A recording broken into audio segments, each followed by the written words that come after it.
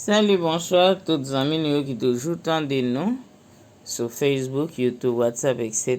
Je dis à nous pour continuer avec le programme. Nous lisons tout livre dans la Bible créole catholique. Nous sommes Marie-Michel depuis Puerto Plata, République dominicaine. Jeudi 9 novembre 2023. À 7h14 p.m., nous allons lire pour vous à la gloire de Dieu. Judith chapitre 14. Il y a un titre sous tête qui dit Judith dit peuple là ça pour yo fait. Les ça, Judith dit moun yo comme ça. Tant pis, frère yo. Tandis ça m'a dit non. Prends tête holophène là, pendiel nan yon fente qui sous tête miraille rempart. Les bajou va casser, le soleil va commencer pointer, chaque monde va prendre zam la guerre yo nan men yo. Tout vaillant soldat yo va sortir en dehors la ville là. Ya mette yon moun à la tête yo. Il a fait un coup si yo pral descendre dans plein lan pour marcher sous avant-poste l'armée moun la Syrie yo. Mais yo pas descendre, ya attend. Messieurs avant-poste la Syrie yo va passer mais prend zam yo. Ya couri al nan kan yo levé chef l'armée yo. Chef l'armée yo même pral courir al nan tente holophène là, mais yo pas joindre li. Les ça, yon seul la Pérez pral tomber sous yo tout. Ya pran courir pour nous. Les ça, nous-mêmes n'a marché sous yo. Nous-mêmes ak tout l'autre monde qui rete dans pays Israël là. Nous pral rapoussi yo. Nous pral touye yo, mais avant de faire ça, voyez chercher Akio, mon pays à moi, pour moi, pour le kawe, pour le ka reconnaître nèg qui t'a passé mon Israël yo nan bêtise là, et puis qui te voyé banon tant que bête yo voyé l'abattoir. Il y a un deuxième titre qui dit Akio fait juif.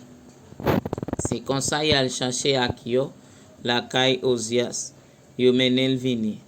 Le liwe tête holophène nan men yon nan monsieur qui te la yo, li tombe face à terre, li perdit connaissance. Le yo level, la lage kol à terre nan pied Judith, li baissé tête li chouk à terre devant li et puis li dit c'est pour yo faire louange dans toute caille dans pays Israël là. C'est pour moun prend trembler dans toute nation sous la terre les attendez yo non mais non ou.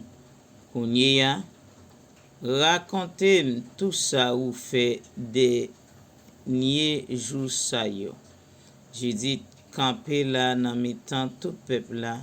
Li raconter tout ça li te fait depuis premier jour li te quitté yo wa rive jour le li ta parlé ak yo wa. Le li fin parler peuple la prend relé bien forcé tellement que yo te content. C'était yon rel que content dans toute la ville là. Le ak yo ouais tout ça bon Dieu peuple Israël là te fait a. Li fin connaître nan bon Dieu yo wa. Li fait yo si concili et puis depuis les ça li vin mam peuple Israël là journée jodi. En troisième titre qui dit gros couri dans camp holophène là. Les bajou cassé mon peuple Israël yo pendie tête holophène là sous en haut miraille rempart. Chaque garçon prend zam yo nan men yo. Et puis yo tout yo sorti groupe par groupe yal sous ramp mon yo. Le monde pays la Syrie yo ouais ça Ya l'averti chef yo même al joindre général yo, capitaine yo ak tout l'autre gros chef l'armée a. Et puis yal nan tante Holofen lan yo di bagwaz kon sa.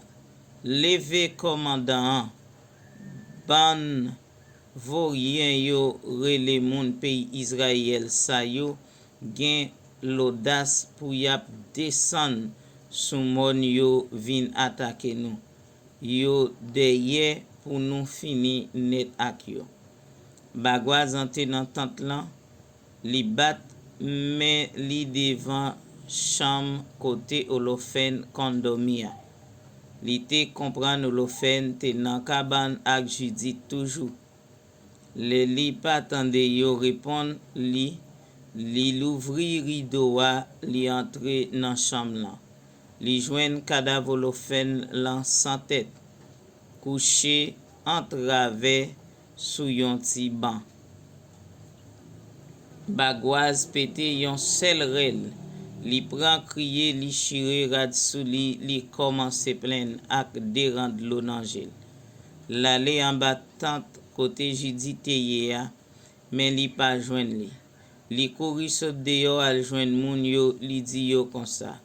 Esklav yo roule nou, yon fam pe Israël lage la hontez sou tout gouvernement Nebukadnezar. Gade men kadav Holofen a teya san tèt.